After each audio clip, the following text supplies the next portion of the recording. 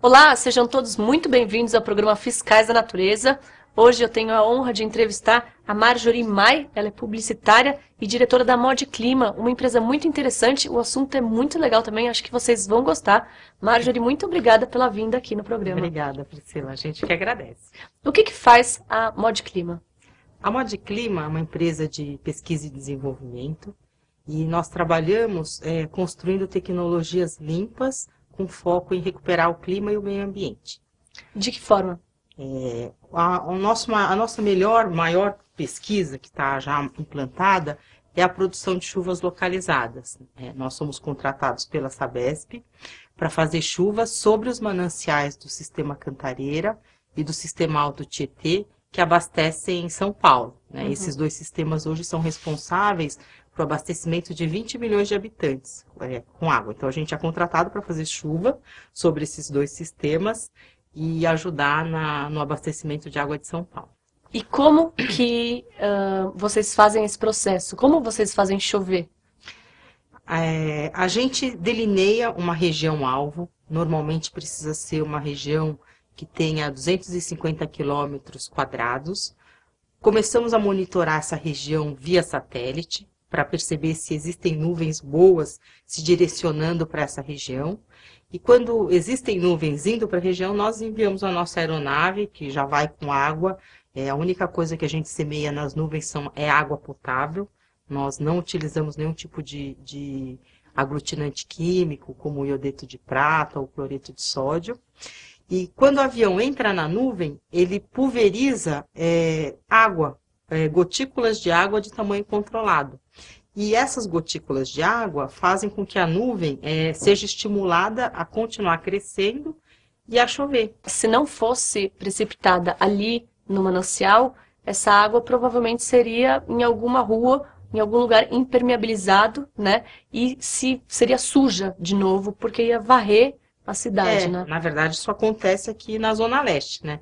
Essas frentes vêm, se elas não chovem nas áreas da Sabesp, elas podem continuar a crescer e vir chover numa área urbana, causar inundações, enchentes, porque não tem escoamento, né? E também pode acontecer dessas nuvens se dissiparem, que é o que é o que acontece muito no semiárido.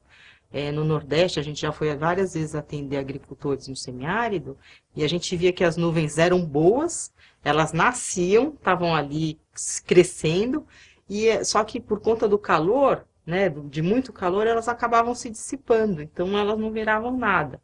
Então, esse tipo de situação, se essas nuvens receberem um estímulo maior de água, elas podem continuar o crescimento e aí virar uma precipitação.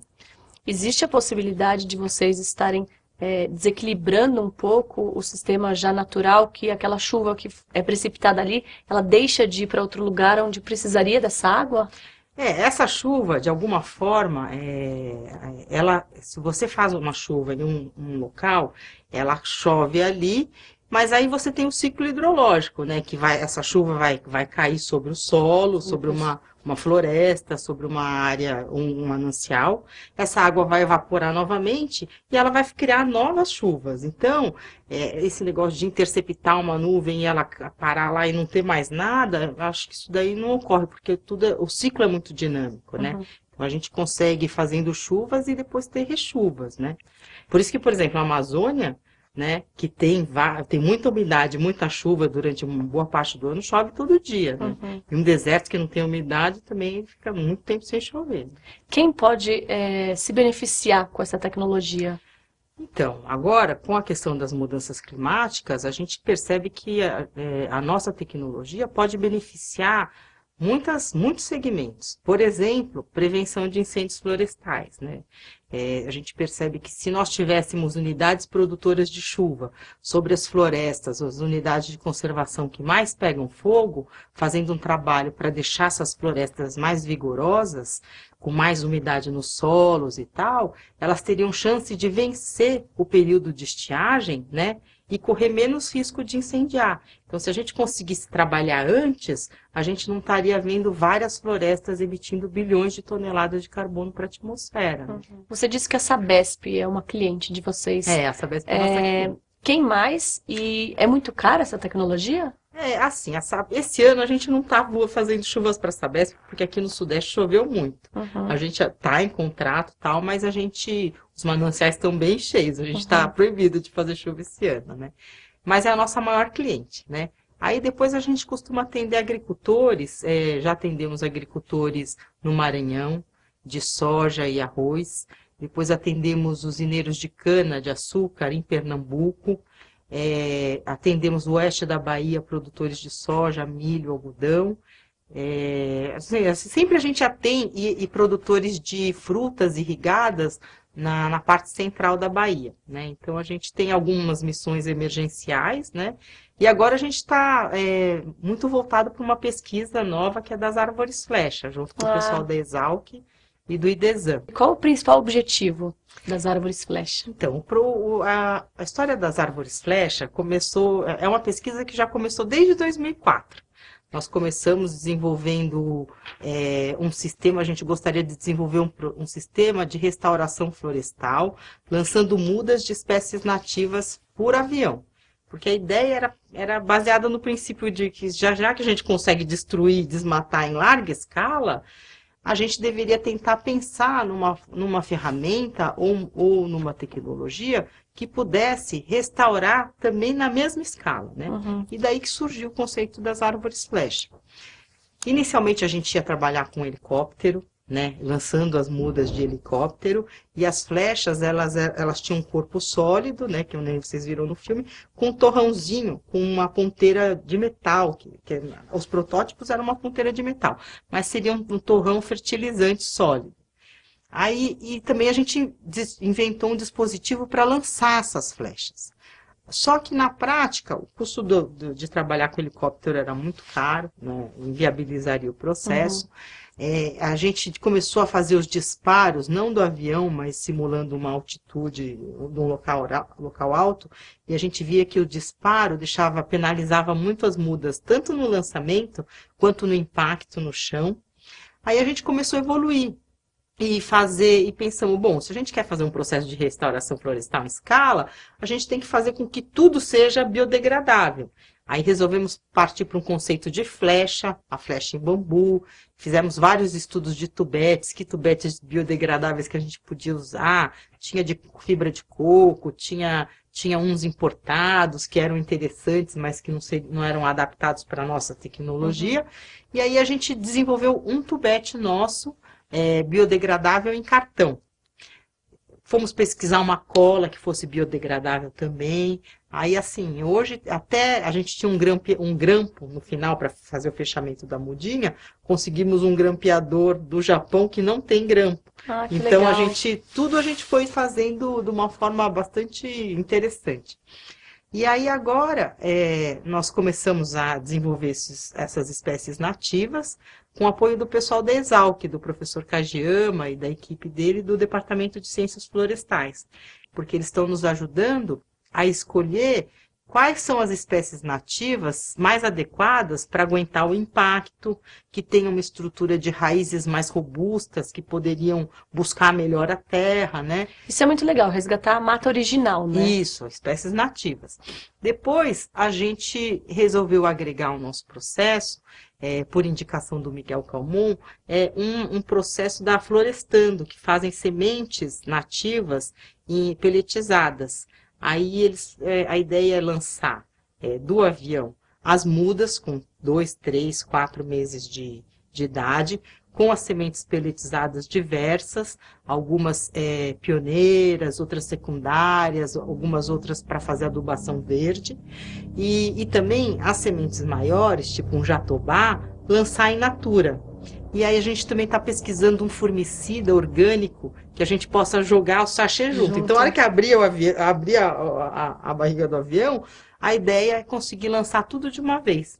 Então, vários estágios e vários tratamentos no mesmo momento. Uhum. E também consorciar de fazer essa operação no início de uma temporada de chuvas, né? A gente acabou recentemente fazendo uma operação agora, mas a gente pegou o final da temporada de chuvas.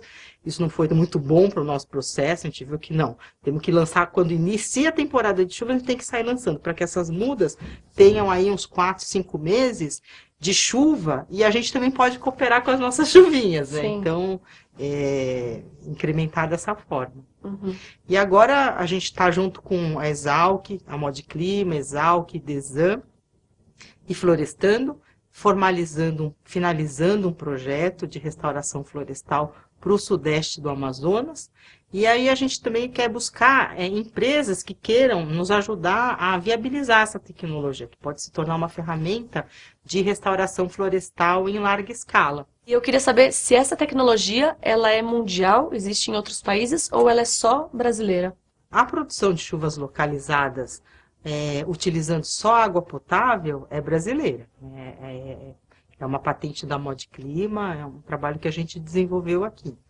Agora, desde acho que 1970, existem processos de produção de chuva artificial que utilizam produtos químicos, né? Já foi muito usado na China, nos Estados Unidos e tal, é outra metodologia, né? Uhum. Como está sendo a repercussão desse processo de fazer chover? Então, em fevereiro agora, a gente foi convidado para apresentar a tecnologia na ONU, na UNCCD. Olha que legal, que bacana. Da desertificação. Parabéns. Foi bacana. A gente conheceu o secretário executivo da ONU, Dr. Luke Kinakadia, o ano passado numa conferência de clima e sustentabilidade em Fortaleza. E ele estava lançando a década de enfrentamento da desertificação, né? E a gente conversou com ele e falou assim, olha, doutor Luque, aqui no Brasil a gente já faz chuva para abastecimento humano, né? E a gente já começou a fazer umas pequenas missões, sempre emergenciais, atendendo agricultores que moram no semiárido. Ele falou, nossa, que legal, então eu vou chamar vocês para virem nessa reunião. Aí fomos, apresentamos, tinha o pessoal do Ministério do Meio Ambiente também lá, foi bacana. E aí a gente voltou, a lição de casa que a gente voltou de lá, era de tentar voltar uma nova vez para lá, mas com a tecnologia inserida num projeto governamental, porque a ONU ela não pode apoiar uma empresa privada, ela apoia um programa de governo, né? Então a gente está tentando, né? Mas como a gente não tem muito acesso político, às vezes não conseguimos. Empresa de pesquisa é muito voltada para si mesma, né? A gente é muito voltado para as nossas pesquisas. Mas a ideia é que a gente consiga inserir ou apresentar isso para o governo e ajudar, né? Ajudar o nosso país. Tem vários locais que são penalizados por falta de chuvas. Acho que a gente tem uma solução bacana. Inclusive, nesse período de mudanças climáticas que corre o risco da desertificação da Amazônia, né? Então, todo mundo está falando em savanização. Savanização, né? Exatamente. É complicado, porque o desmatamento... É desertificação do norte, né? E savanização da Amazônia. O desmatamento, ele mexe muito com o ciclo, né? De chuvas. Então, se você vai retirando as florestas, o ciclo hidrológico fica comprometido. Se você tira árvores de área de mata ciliar, você afeta diretamente o volume de produção de água, né? Então, e o homem vai avançando dessa forma. Eu acho que a consciência até está mudando, mas ainda precisa mudar muito e a gente precisa recuperar muito do que a gente já tirou, né? Vocês têm também uma outra tecnologia que é o combate às algas. Queria que você explicasse um pouco isso. Então, isso ainda é uma pesquisa, né? A gente é uma empresa de pesquisa, né? Uma das pesquisas é essa, combater algas, eliminando a aplicação de algicidas químicos, que são lançados para controle de algicidas, por processos físicos e mecânicos. Então, a nossa ideia é construir um barco coletor de algas, plantas aquáticas e resíduos orgânicos das represas, remover esse resíduo orgânico para um local E nesse local criar minhocários gigantes, que a gente brinca e chama de minhocódromos, né? Para processar essa matéria orgânica e transformar em humus, que é um fertilizante natural super bacana, né? Esse é um projeto que a gente está batalhando para implantar. Em que estágio está, mais ou menos, o projeto? Tudo ainda em fase embrionária, né? Porque a gente está buscando recursos para implantar, porque é um projeto... O problema da Modclima é que a gente é uma empresa muito pequena para projetos muito grandes, né? Então a gente tem que ficar buscando parcerias, ou tentar submeter em algum edital, ou tentar sensibilizar empresas que queiram patrocinar. Então a gente sempre está batalhando, né? E também é um projeto brasileiro ou não?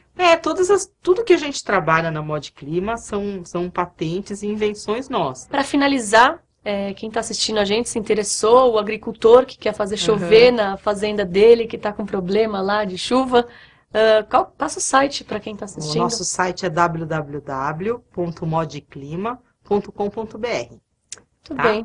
A gente que agradece. Muito obrigada, Marjorie. Parabéns pelos seus projetos. Obrigada. Parabéns para o seu pai pela cabeça dele. E o programa está aberto aqui para as suas novas novidades. Obrigada. Tá bom? Obrigada, gente. Obrigada a vocês que assistiram aí com a gente o programa. Entrem no site fiscaisdanatureza.com.br. Assistam essa e muitas outras entrevistas também, tá bom? Beijo, fiquem com Deus e até a próxima.